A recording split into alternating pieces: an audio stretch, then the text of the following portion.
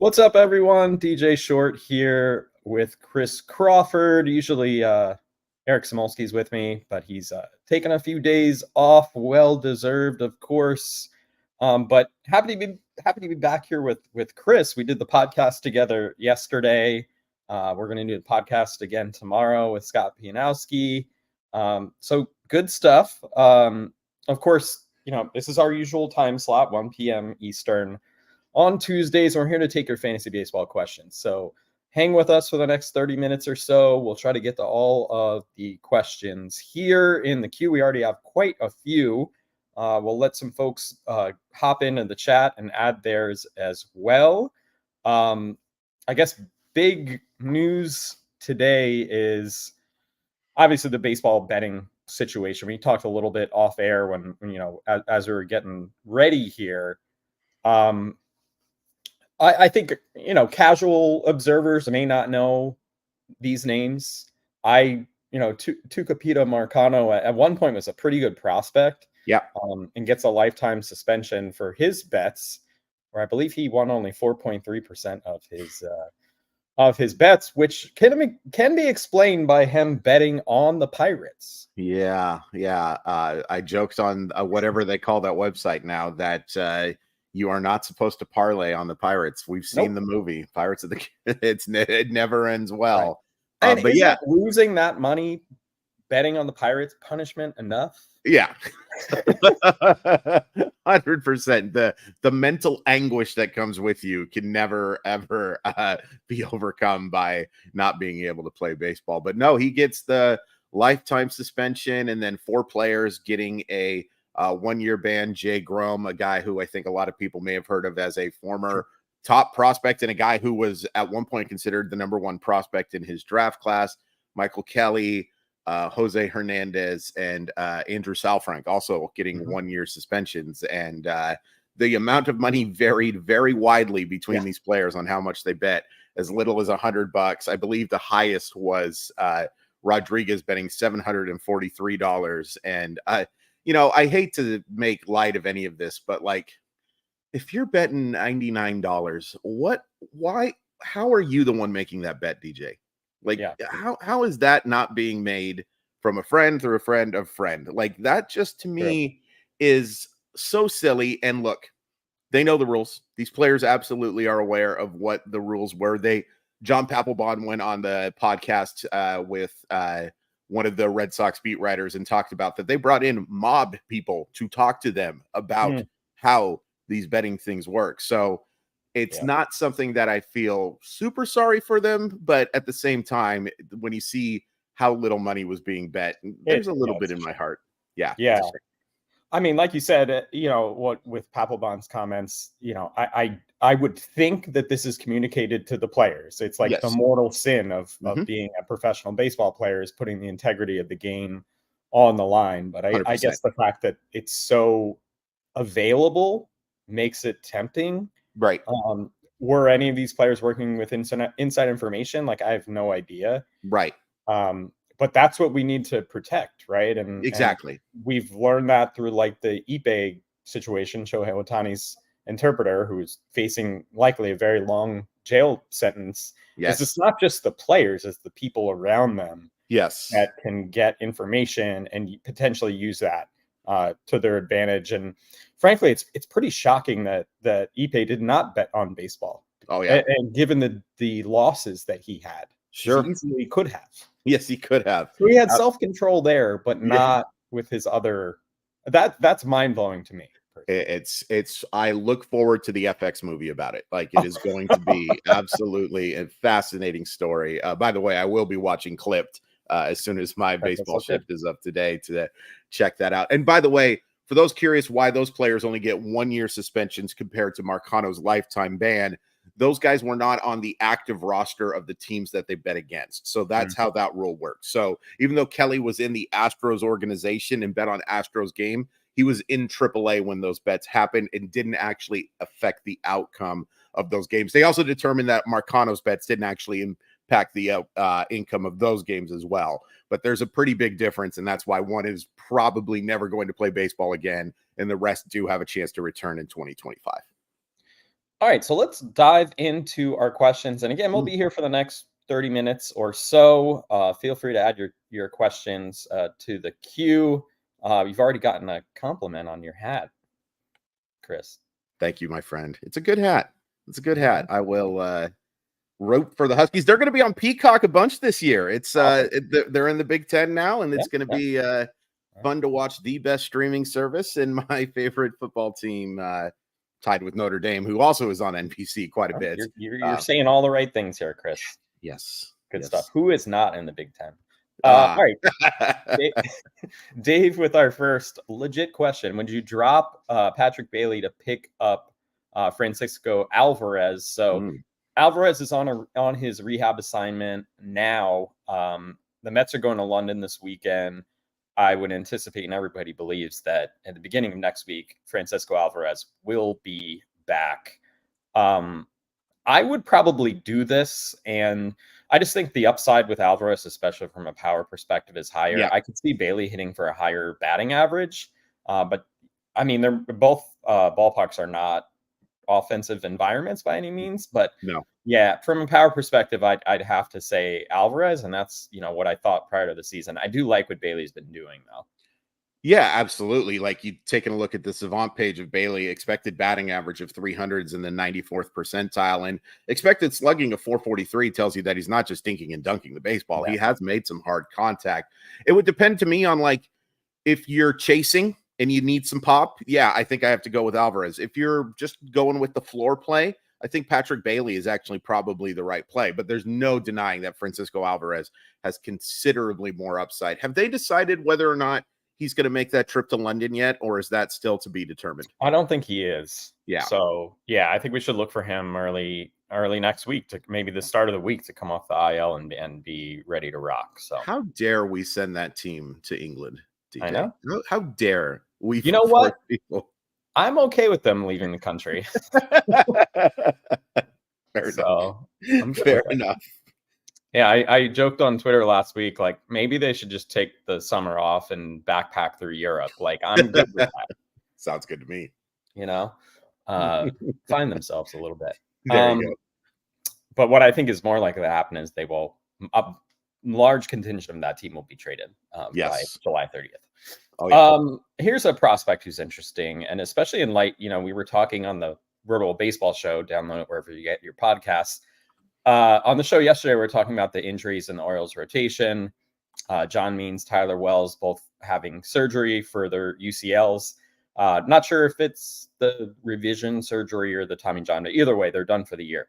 So this Orioles rotation, depth-wise, there's opportunity. And we know injuries, are inevitable. So Cade Povich pitching well in AAA, right there on the cusp. Is he someone worth stashing, though, in a fantasy league? I would consider it. It would kind of depend on what type of league I'm playing in. I do think he has a chance. By the way, a couple things worth pointing out. Number one, the Orioles did sign Julio Teheran today to a minor league deal. He's back in the organization. Funny to see that after just absolutely being awful with the Chicago Cubs organization, an 8.82 ERA in AAA.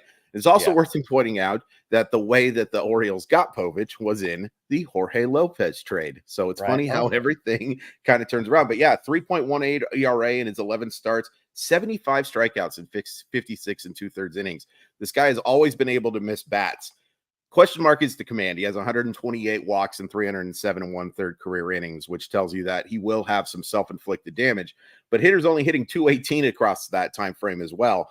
Yeah, I could see them making that play. I would also not be surprised if he got the chance to work as a reliever for them, as a multi-inning type of guy, more than as a traditional starter.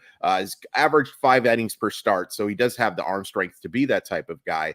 No doubt about it that he has the stuff to be successful. I think he's going to have to show a little bit better command before he actually gets that call to Baltimore, though.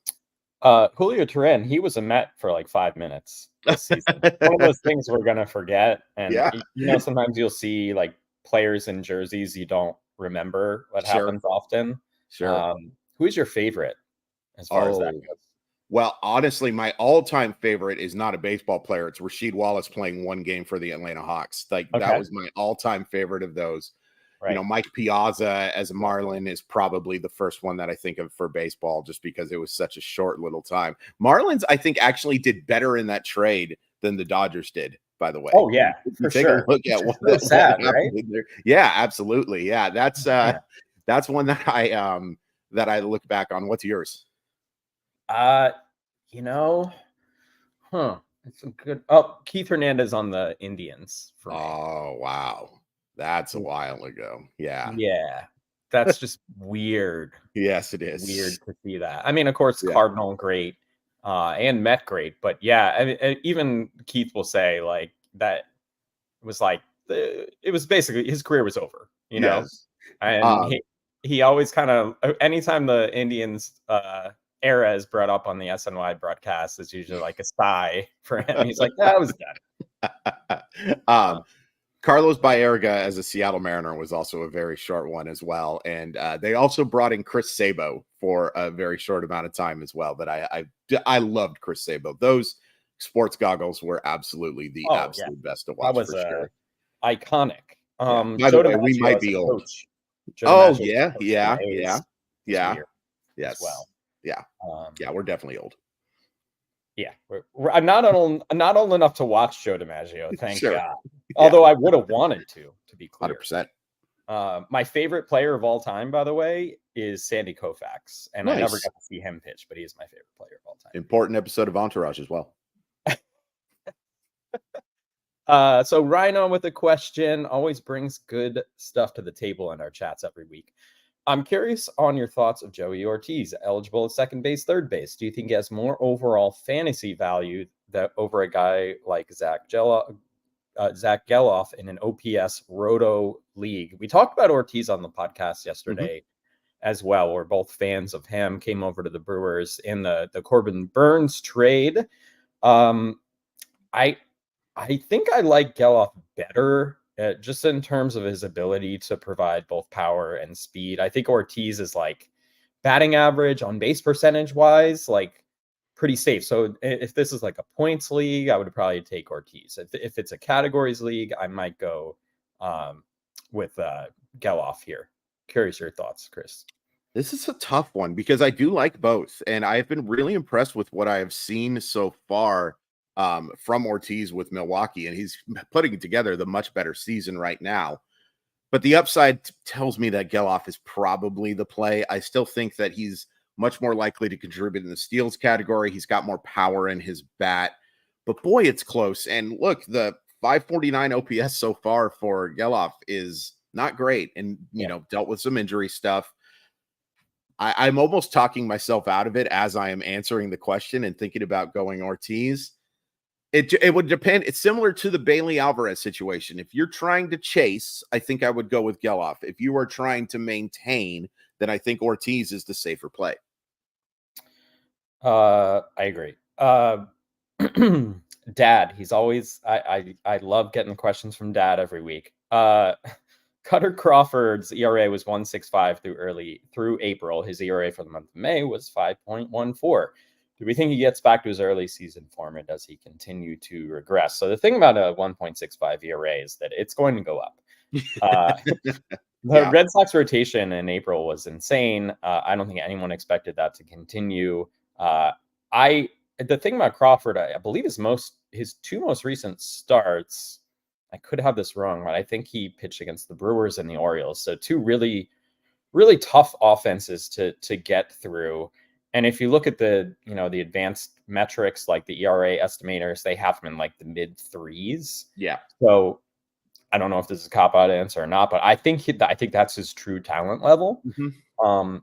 And as far as like the peripherals, like he's a decent source for strikeouts. He doesn't walk a ton of hitters. I think you just might need to be a little bit safer about certain matchups, perhaps. But I do think he's someone who should continue to be rostered in most mixed leagues. Yeah, 100%. And by the way, it's funny seeing Dad and then Crawford post. I was kind of wondering if my dad had come in the chat, but I think he's probably got better things to do. The chase rate is still really good. The average exit velocity is all good. Like there was going to be some regression because he's such a fly ball pitcher, that sooner or later that you were going to see. And like you said, 165 is just so unsustainable for the very best pitchers in baseball. And all due respect to Cutter Crawford is not one of the very best pitchers in baseball. It's interesting seeing his fastball run value so good. He's in the 95th percentile, even though he only averages 92.6 with the pitch, which shows you how much movement that he gets on that offering as well.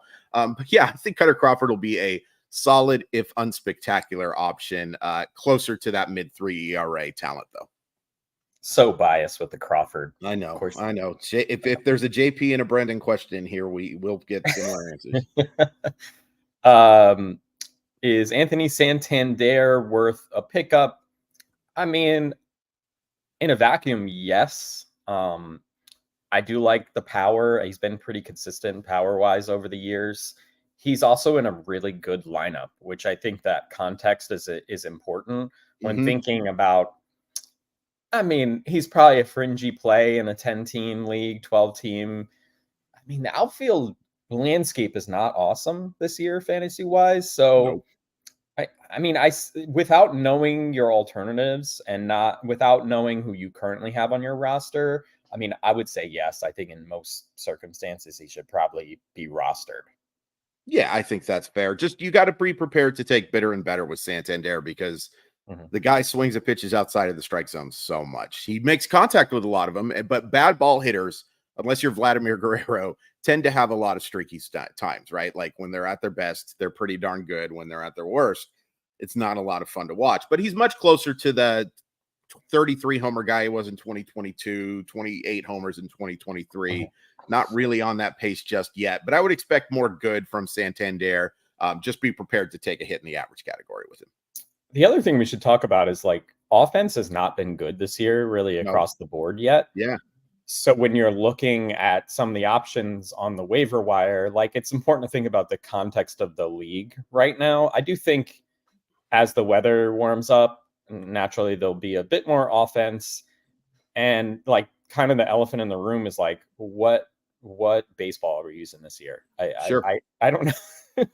It's sad that we have to talk about that, but it's the fact, right? Like, is the baseball different? I have literally no idea right now. No, it's impossible to know either until, people who are respectfully much, much, much smarter than me and much smarter than DJ. I'll add a much for me because I'm a self-deprecating kind of guy. But yeah, like a 751 OPS, which is fairly mediocre in my humble estimation compared to other years, is 118 OPS plus this year. So, like what Santander has given you has actually been pretty darn good compared to everybody else. That's a good call to look at kind of those league, normalizing kind of numbers to really see what the true landscape is for offense. That's a good call.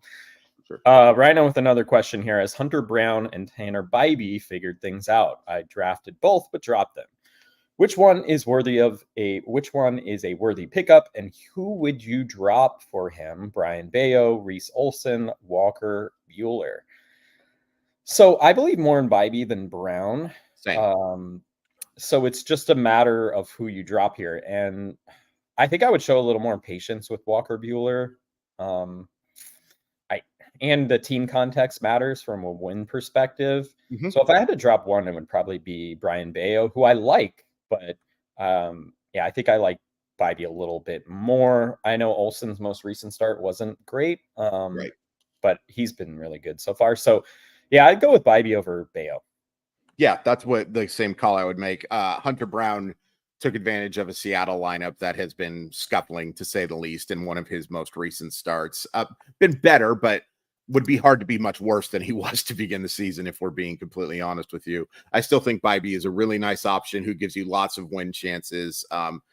Bello's an interesting one. Like, there's no doubt that he has the stuff to succeed, and I think he signed one of the most team-friendly contracts for a reason, that Boston wanted that guy in to be part of the team and, taking advantage of the situation a little bit. Definitely not dropping Walker Buehler. As bad as Olsen was in that last start, he's been phenomenal since the second half of last year. I don't think that you could even debate cutting that guy. If you're going to drop one, it has to be Bayo, and then Tanner Bybee would be the guy that I pick up. Yep. So this is a joke, to be clear. DJ, you are coming off a phenomenal start in the minors, streamable on such short notice against our Mets. DJ Hers is coming up to start against the Mets today. I do not no, I'm not related. It's not me. Okay. But that's all you need to know as far as whether they're streamable against the Mets. I'm going to say yes. As long as it's not me, yes, they are streamable against the Mets. Do you know anything about DJ Hurst? Because I do. Yeah, unfortunately, my life has become a prospect-laden life, and I can tell you a lot about him. He was a 8th-round pick by the Cubs. Um, he has good swing and miss stuff. He has an above-average fastball, and he has a plus changeup. It's a really, really, really good changeup. He has struck out 42 guys this year and 36 in the third innings with a 3.75 ERA. But he's also walked 29 guys in that time frame, and his command is wretched. It is going to be a major issue. It's one of the reasons why he's only gotten 36 innings out of 9 starts, is because he just hasn't been efficient enough to go deep. There's no doubt he can miss bats. If you're playing in a league that really emphasizes strikeouts and K9, maybe worth an interesting look. But if you're taking any type of hit on the whip, you need to be very aware that DJ Hurst is going to hurt more than help in that regard. But definitely can miss bats, a long-term play if the Nationals can figure out the control.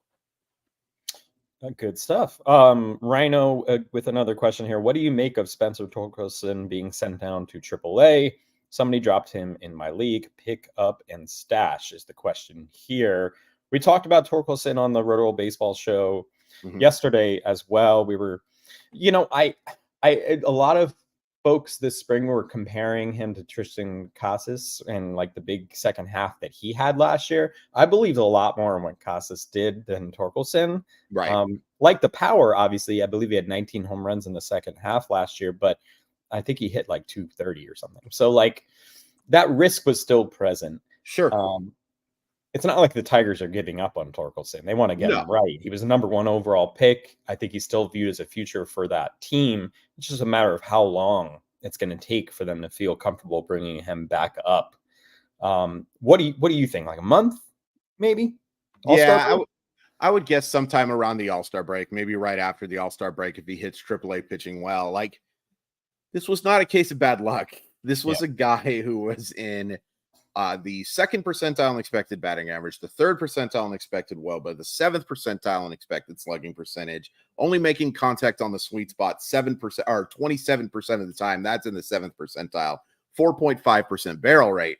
That's just not even kind of good enough, especially when you combine the fact that he doesn't add stolen bases. He has stolen all of 3 in his 3 MLB seasons. It's interesting that his base running value is still so much higher. We talked about that on the show as well, just because he's a smart baseball player, but it's just not working out whatsoever. So to answer your question, Rhino, I don't think he's worth being added to a roster, especially if he had outfield eligibility or could play some other places. Yeah, sure, that'd be nice to have some flexibility. But when you're just limited to first base or the corner infield position, there's just too many options that have higher floors and just as good of ceilings to me to suggest him as a roster spot. We'll go back to Dad here. Are there any widely available, thinking 50% rostered or less, starting pitchers that you might like rest of season or long term? I just saw Reese Olson is rostered just 49% of Yahoo leagues. That should probably be higher. Ryan Weathers has looked good for the Marlins.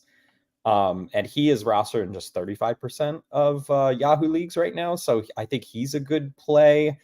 Luis Severino is under 50%, and he's had a pretty good year with the Mets so far.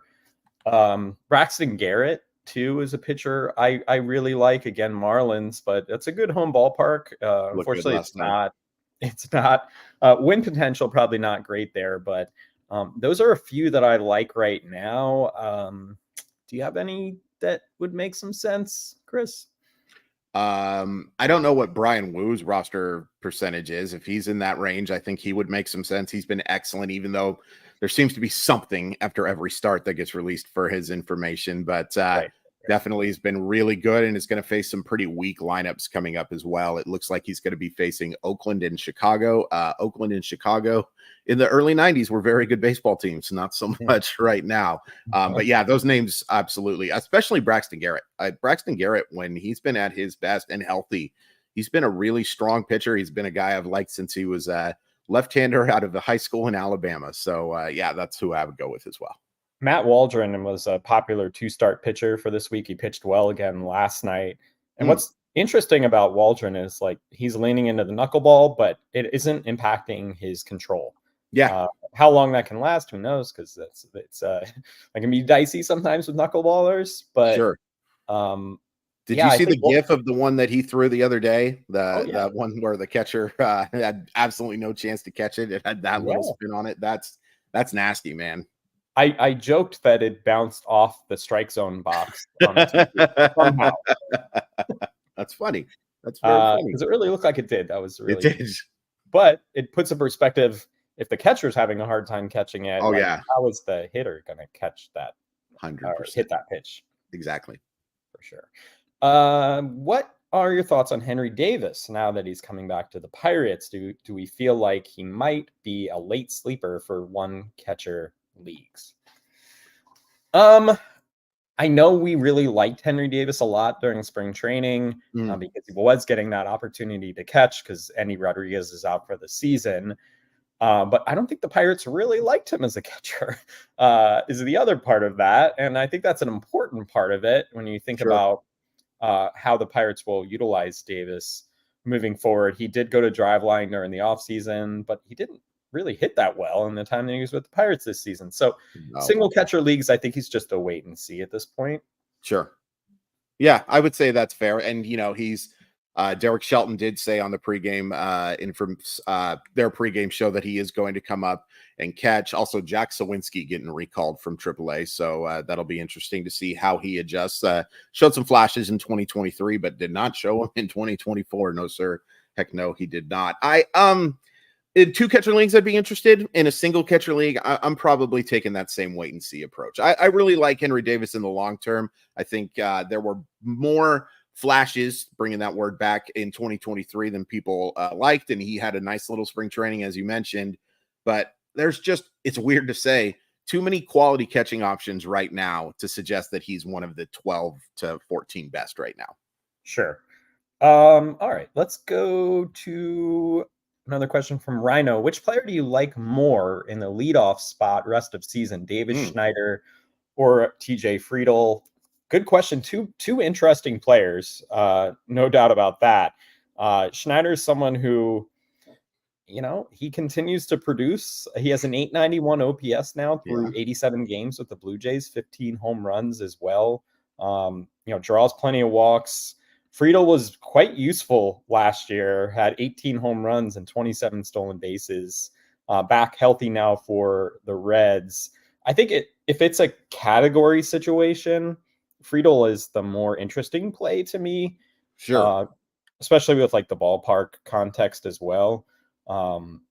But Schneider, it's a tough. I think if it's a points league, maybe I go Schneider. If it's a category league, I go Friedel. Yeah, I would agree with that as well.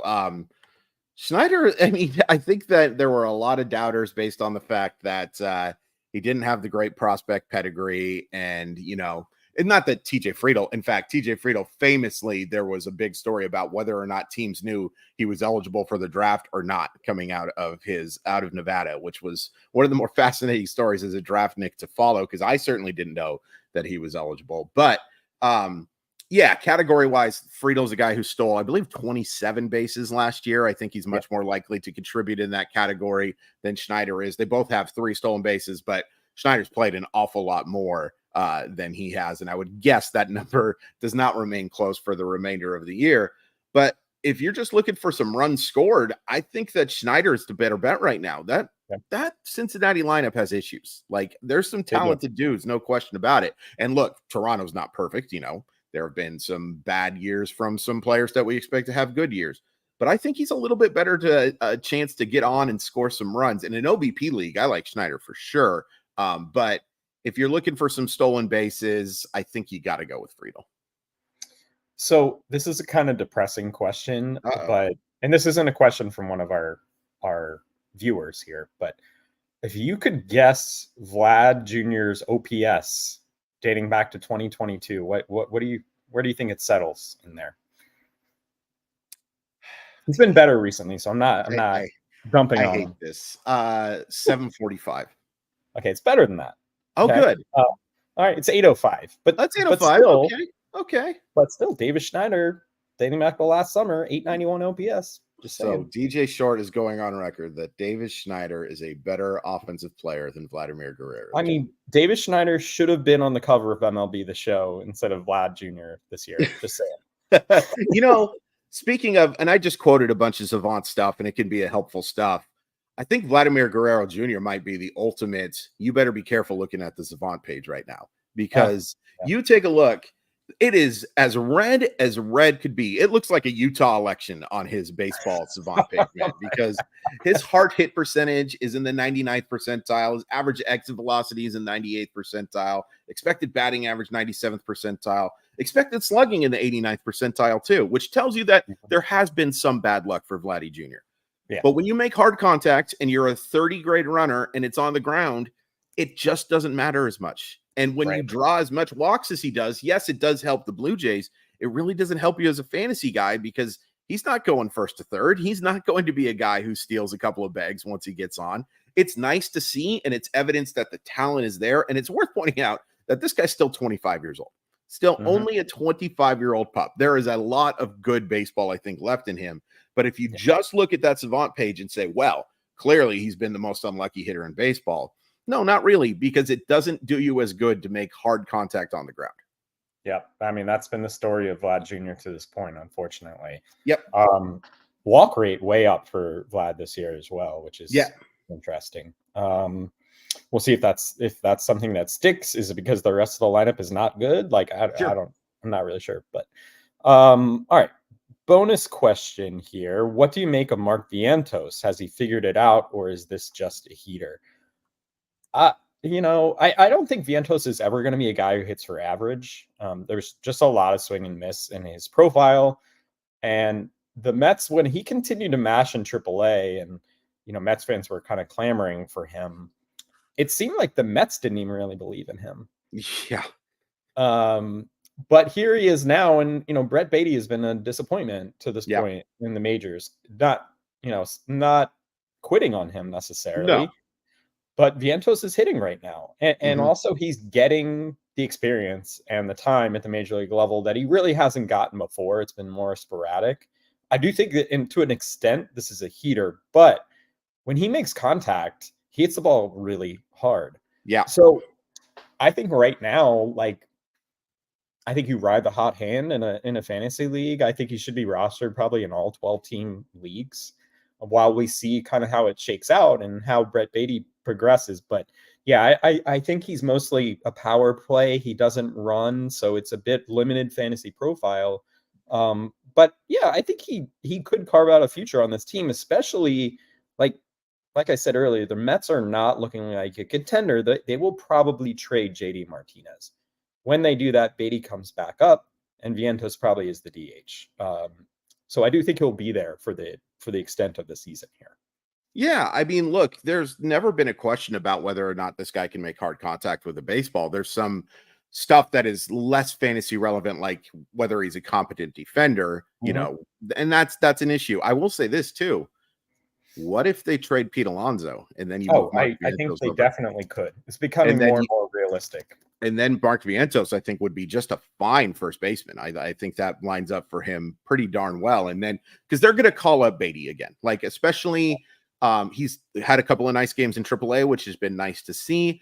I think that they want to see what they have in Beatty to figure out if this is actually a long-term, not just answer as a starting third baseman, can he live up to the expectations where he was a top 20 prospect? Is that an actual realistic thing? The answer so far is absolutely not, but maybe a chance to be a starting third baseman. But yeah, Vientos is killing the baseball right now. Might as well ride the hot hand. The worst thing is that you drop him for somebody else later. So Vientos' strikeout rate so far is 19.7%, which, hey, I would take that. I expect it to be higher over time. Yeah. Well, it's interesting real quick. The whiff rate is 31.4 and the K rate is 19.7. So maybe swinging and missing on strike one and strike two and then making some contact, which suggests a little bit of luck. But yeah, that K rate will absolutely play. Yeah. The barrel rate with Vientos is 15.2%, which is very, very, very good. Yeah. So All right, let's see. We got a few more here. Drop Willie Castro or Mark Vientos to activate Royce Lewis. Head-to-head category league. It's a tough one because the reason I like Castro is because he's eligible like everywhere. Yes. And I like the idea of him as a plug and play. I think it might ultimately come down to what you need, because Castro can offer you the speed that Vientos can't. So if you need speed, might be Castro. If you need power, it's probably Vientos. You're definitely dropping somebody to get Royce Lewis, though. Because Royce Lewis is just a special offensive player. By the way, did you see that our own Rotopat was fighting with Twins beat writers about what they're telling Royce Lewis is that they don't want him running 100%. And that is a very interesting thing.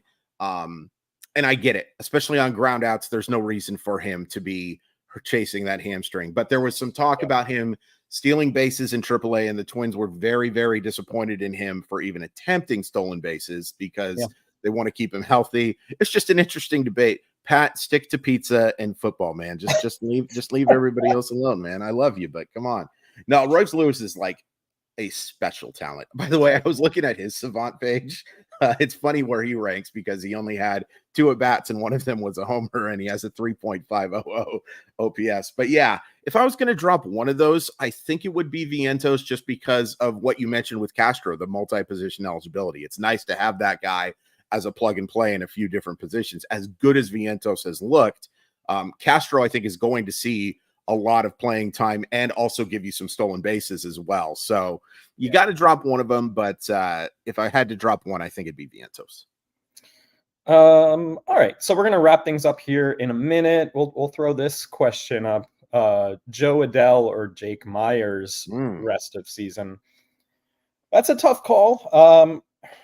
Man, what do you think of Joe Adell's season? We've been talking about Joe Adell for like 5 years, you and I.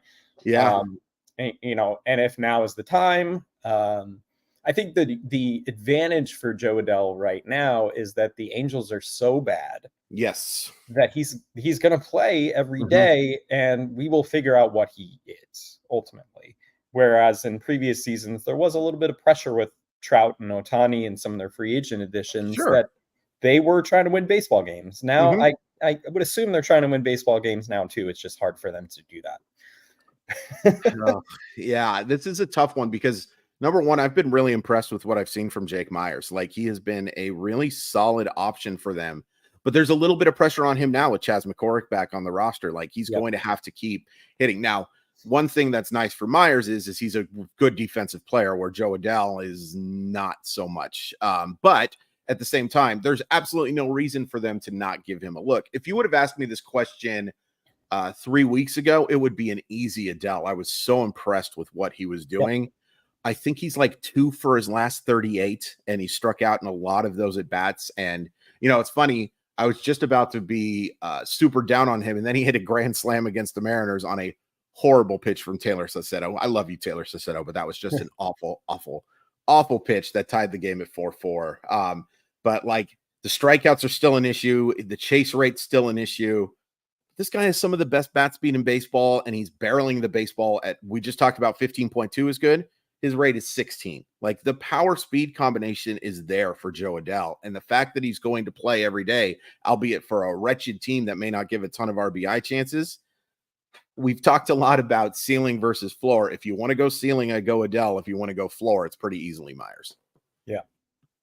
So last one here, and I think this will be a fun one to end on, is Jackson Holliday. So Rhino asked the question, I'm getting the feeling Jackson Holliday won't get a second chance this year in the big leagues. What are your thoughts? It's a good question because the Orioles are built for the postseason now. Yeah.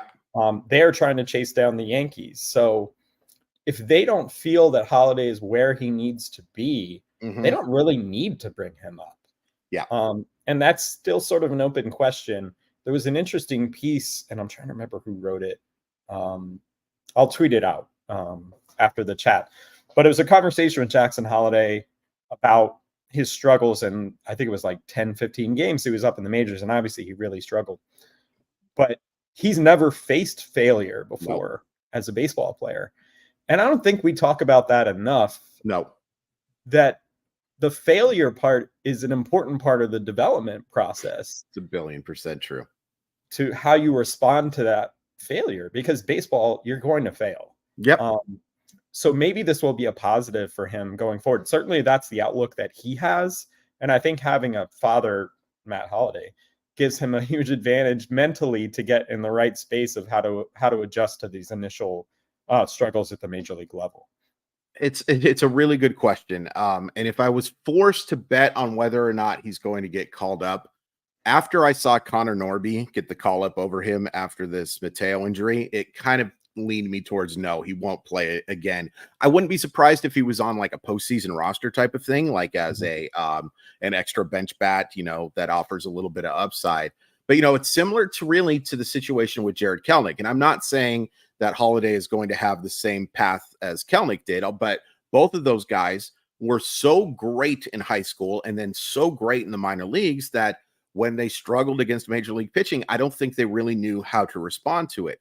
And I think it was smart of Baltimore not to keep those struggles going. It may be something that could have helped him taking a step back to take a couple of steps forward.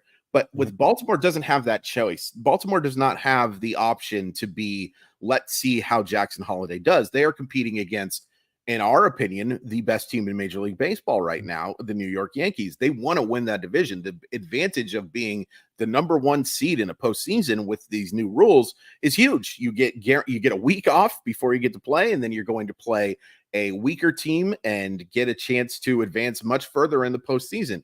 Didn't work out for him last year, but it's still something that I think they want. But I think that they want to make Holliday comfortable and confident in AAA and then give him that chance to win the job in spring training next year. If there are significant injuries and Holliday look, the guy has a .439 on base percentage in the minors. Like, it's not like he's been scuffling in Norfolk with a .484 slugging and .923 OPS. That'll play.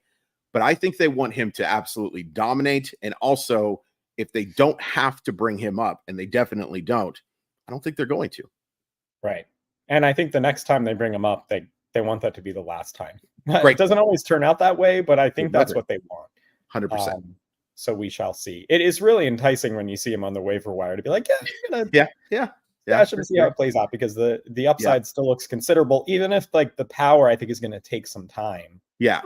And I moved him up to my number one spot in this most recent update of my top 10 prospects for 2024. And in part was because of the injury to Luis Urias, to Ramon Urias, but also because James Wood is hurt, Junior Caminero is hurt, Cade Horton is hurt. Most of those prospects right now are on the injured list or just aren't playing that well. Like, there are a bunch of guys.